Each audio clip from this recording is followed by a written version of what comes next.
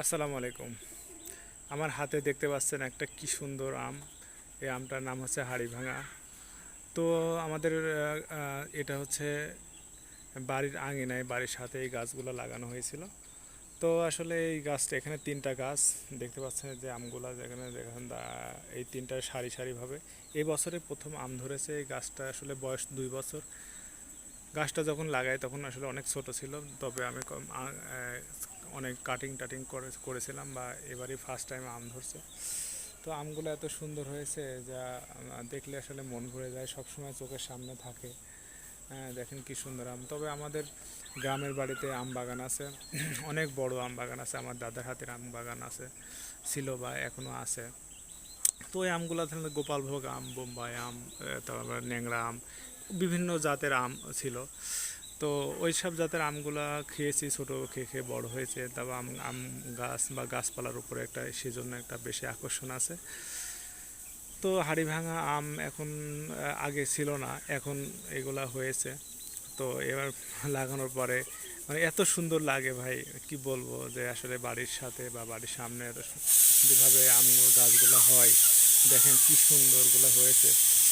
তো এগুলা কি পরে পাকে, পরে পাকলে কি হয়, যে দেখা যাচ্ছে যে আম শেষ হয়ে গেছে, আর সেই আমটা পরে যখন খাই আমটা মনে হচ্ছে আধা কেজির উপরে। ঠিক আছে, কি সুমিষ্ট হয়তো হবে আমটা, আমি এখনও টেস্ট করে দেখি নাই যে আসলে কেমন হয়েছে।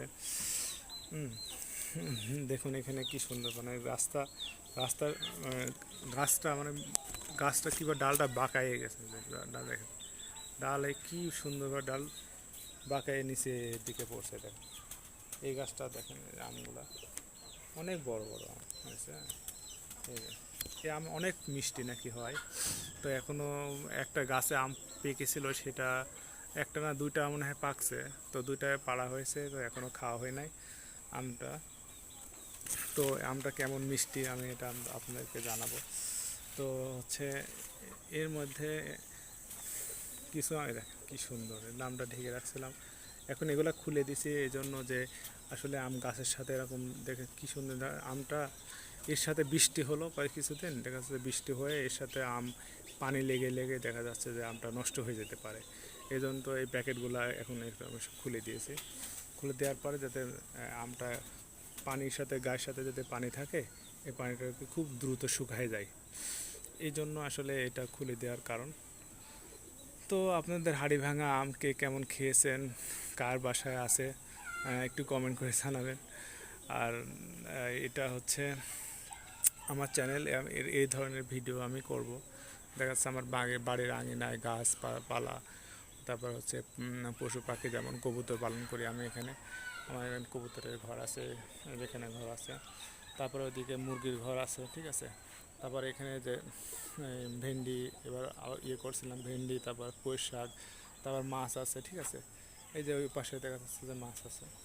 তো বিভিন্ন গাছগাছালি বাড়ির পিছনেও অনেক কিছু আছে, ওইগুলো আপনাদেরকে আস্তে আস্তে দেখাবো। তো এই ধরনের ভিডিও যদি ভালো লাগে অবশ্যই চ্যানেলটাকে সাবস্ক্রাইব করে রাখবেন। আর আপনাদের কোনো প্ল্যান থাকলে বা আপনারা কোনো ইয়ে থাকলে সেগুলো আমাদেরকে জানাবেন। তো সবাই ভালো থাকেন, আসসালামু আলাইকুম।